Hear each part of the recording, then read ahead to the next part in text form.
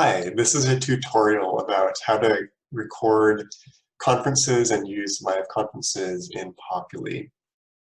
As you have a 1 hour a week live session with your students, this will be a pretty user-friendly tool to help record those conferences as well as what to expect with using Populi and Zoom together.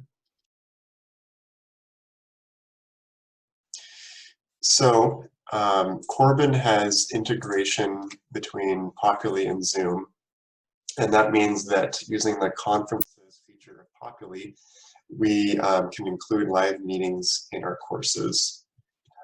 So the first thing that you'll want to do is to be sure that you're logged into Zoom with your Corbin University credentials. So if you're not already in Zoom, log in. I'm going to sign out here just to demonstrate that I am logging back in as a Corbin user.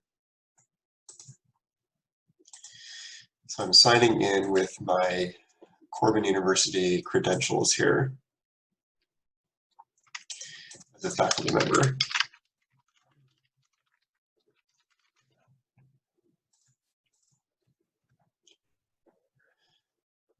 Okay, and so as long as you're signed in, it will work. You don't necessarily have to have Zoom open yet. Okay, now we're signed into Zoom. Go into Populi, and when you land on Populi, you're at the dashboard usually.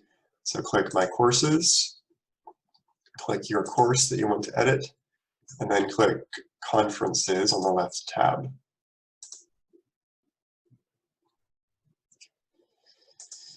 So this is where we will manage our live meetings. And so when you start a conference, Populi will check Zoom to make sure that your email matches an existing Zoom login. So if it does, you won't notice anything because you're already logged in. If there is not a matching user in Zoom, you'll need to set up a Zoom account. But as a Corbin faculty member, you should already have a Zoom account with your Corbin credentials. So the conferences view will show all the conferences that you have set up for your course. And so in-progress conferences are currently open. Those are actively going on. And scheduled conferences have yet to begin, so you can start them at any time. And finally, concluded conferences have already ended. And so this might include a link, but currently this one does not, so it has to be, you have to do a separate step to record the conference. And so here's how to set up a conference for a future class. First click Add Conference, set up a name. I'm going to call this Week 1 meeting, and just put in a brief description.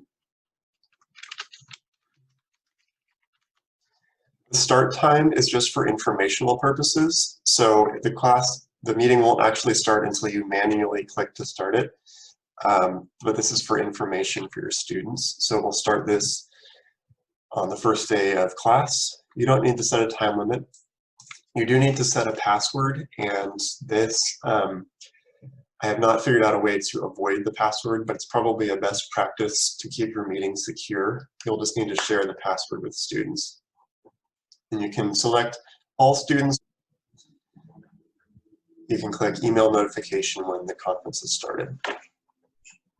So let's click Save. And now we see the conference is in our scheduled list of conferences.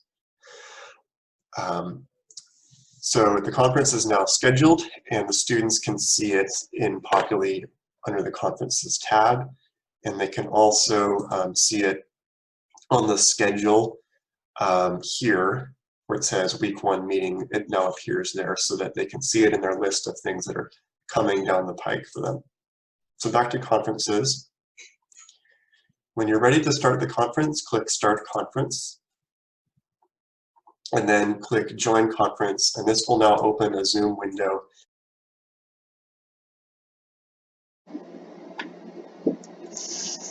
So we are now in a personal Zoom classroom.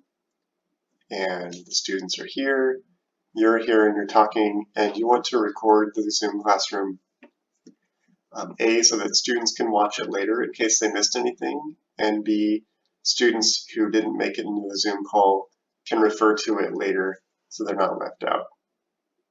So here's how to record a Zoom call. Once you're in the meeting, go to the very bottom of the screen and click the record button, and then click record on this computer or record to the cloud. Very important, once you click share screen and begin to share a screen, for example, I'm going to share this whiteboard. It's important to go to the Zoom toolbar,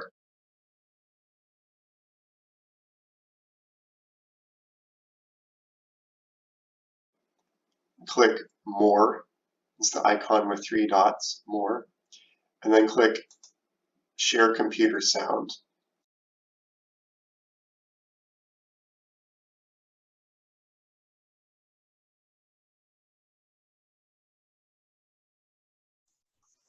So once your class is concluded and you've ended the meeting, you might want to save the video onto Populi so that students can go back later and watch it again.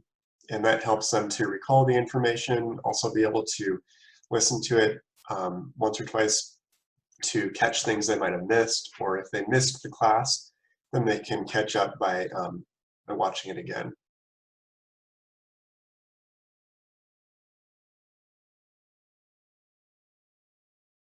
So this is where you'll find all of your saved Zoom files. And you can see that I've been long-winded and saved quite a lot. And so the very top, or I'll just use the very top one as an example. Actually, this one hasn't been converted, so I'll use the second to top one, or the third one. This one has already been converted into an MP4, so it's ready to be uploaded.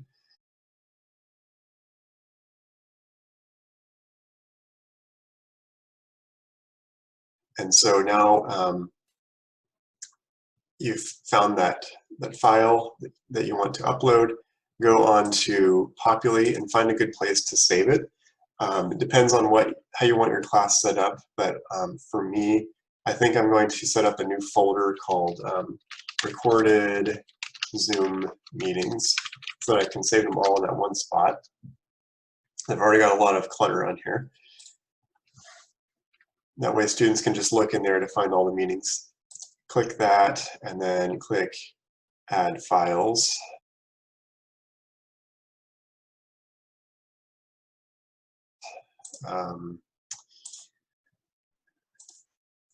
Yes, click Add Files.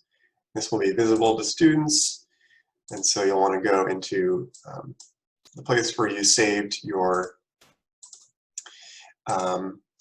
original Zoom recording, which is right here, and then you're going to just drag that into the Populi folder, and you can now see that Zoom 0.mp4 is saved. And so students can see that, and it's visible to students. And this can help immensely by keeping everyone on the same page.